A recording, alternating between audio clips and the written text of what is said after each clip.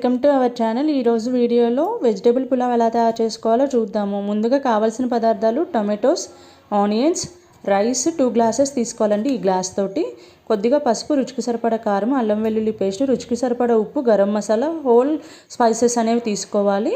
Oil తీసుకొని ముందుగా rice అనేది కడిగి 15 నిమిషాలు నానబెట్టుకోవాలి। ముందుగా స్టవ్ వెలిగించి కుక్కర్ పెట్టుకొని ఆయిల్ వేసుకోవాలి।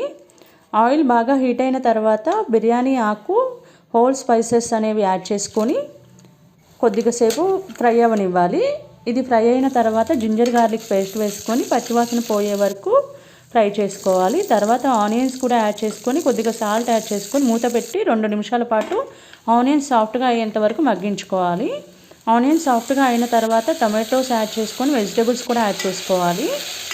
మీకు నచ్చినటువంటి వెజిటేబుల్స్ అనేవి యాడ్ చేసుకోవచ్చు। ఇక్కడ నేను పొటాటో, క్యారెట్, బీన్స్ యాడ్ చేసుకున్నాను। కొద్దిసేపు మగ్గిన తర్వాత టర్మరిక్ పౌడర్ యాడ్ చేసుకొని కొద్దిగా ఉప్పు కూడా యాడ్ చేసుకొని మంచిగా కలుపుకొని మూత పెట్టి మరొక 2 నిమిషాలు మగ్గించుకోవాలి। 2 నిమిషాల తర్వాత మూత తీసి చూస్తే మంచిగా సాఫ్ట్గా అవుతాయి ముక్కలన్నీ కూడాను।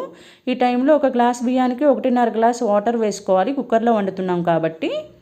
అప్పుడే మంచిగా పొడిపొడలాడుతూ వస్తుంది। తర్వాత 1 స్పూన్ కారము, 1/2 స్పూన్ గరం మసాలా పౌడర్ కూడా యాడ్ చేసుకోవాలి।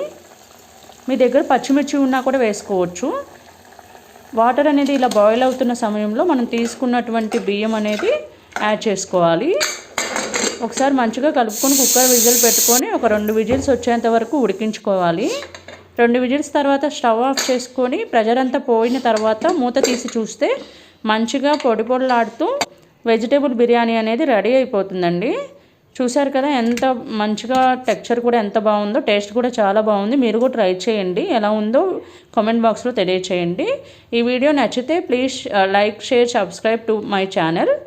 Thank you for watching this video.